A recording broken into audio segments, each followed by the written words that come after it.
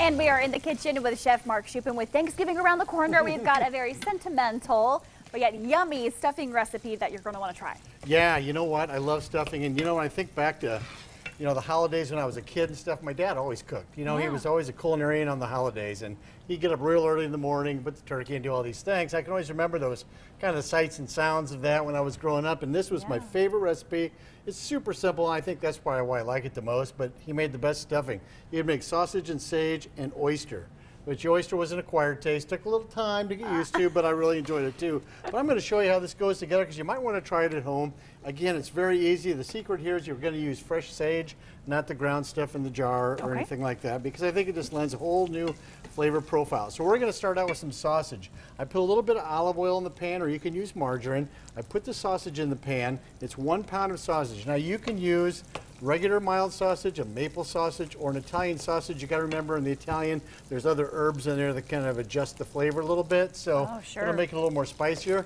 But this is just regular mild Italian or mild sausage that I put in here. I brown that up, and right when it starts to get done, I'm going to add the 3 main ingredients, which are just onion, and that's about 3/4 of a cup. I'm going to add carrots, and I add these all at the same time because it's going in the oven, so they don't have to cook, too long in the pan. Sure. And then I'm going to add celery to that. And I'm going to flip those around just a little bit and make sure that they all get softened up. So what we want to do is you just want to cook this until they just begin to soften. It takes maybe about 2 minutes, not even that long. And as long as your skillet remains hot, if you need to add a little more oil to it, you certainly can, but I think when these vegetables start to sweat out their moisture, then there's a lot in the skillet. So you don't want to do too much, but again, it's stuffing, so the moisture the better. It's going to go in the oven and cook anyway. Lovely. So we put those together like that, and then we're going to add just about 1 teaspoon of fresh garlic to that. And then we're going to add our fresh sage, which is 1/4 cup. Seems like a lot, and it is, but I love it. And it is. And it is. And then we're going to add about 1 cup of mushrooms, because the mushrooms are nice too. And again, mushrooms add a lot of moisture to that too. So, the longer this cooks and the more these sweat out, the more moisture is going to go into it. So as that cooks along, again, you don't need to worry about it cooking in the skillet too long, just until things start to soften up, because it's going to go into the oven. What's your favorite? Do you like stuffing? Is that your favorite? We were talking about this before we got on the show, like what our kind of favorite Thanksgiving foods are. And it's definitely a staple. What is it my favorite? I mean, I'm kind of partial to my mom's like deviled eggs, those kinds of things, but it's good. And a lot of people have it at their dinner tables, like cranberry sauce too was another top contender today. So love it. I'm excited to try it though.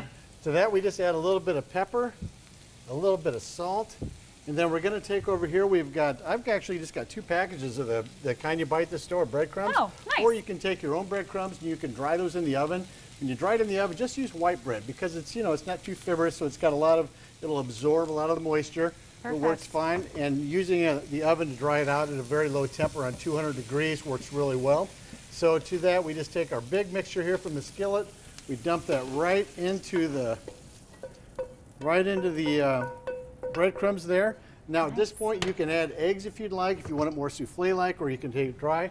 To that we add some butter, and then we add our chicken stock, or you can use vegetable stock. I use just short of about 1 quart to put in here. We mix it up, it goes in the pan, and then into the oven it goes. Into the oven it goes. Awesome. Chef Mark, thank you. We're going to do some TV magic here and get that into the oven and then try some in just a little bit. Chef Mark, thank you. You're welcome.